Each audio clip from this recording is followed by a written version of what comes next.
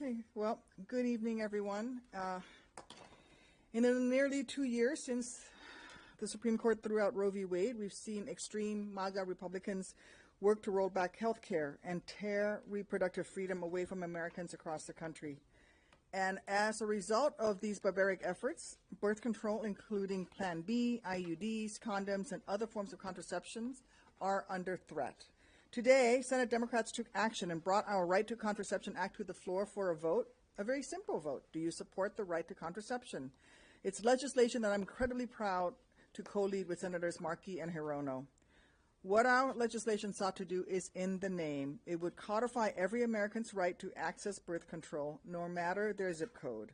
And our legislation would also establish a right for doctors to provide contraception and discuss options with their patients without fear of being prosecuted or thrown in jail. And this should have been easy. But unfortunately, cruelly, Senate Republicans blocked it. And by doing so, they've made it clear once again that they are committed to continuing their anti-choice, anti-science crusade that is putting access to basic health care across our country at risk. They voted against birth control, against Plan B and IUDs.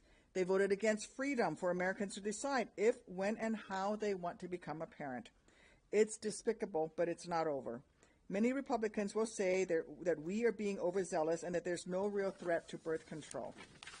Well, they also said that we were overreacting when we warned the country that they were coming for Roe v. Wade. Republicans said we were overreacting when we said IVF would be next. But this is not an overreaction. This has been Republicans' plan all along. And that is why Senate Democrats will keep working to protect the right to access contraception, the right to access reproductive health care and IVF, and the reproductive freedom that every American deserves, no matter their zip code. Thank you. Thanks, Tammy. Okay. Shorty for some questions. Yes.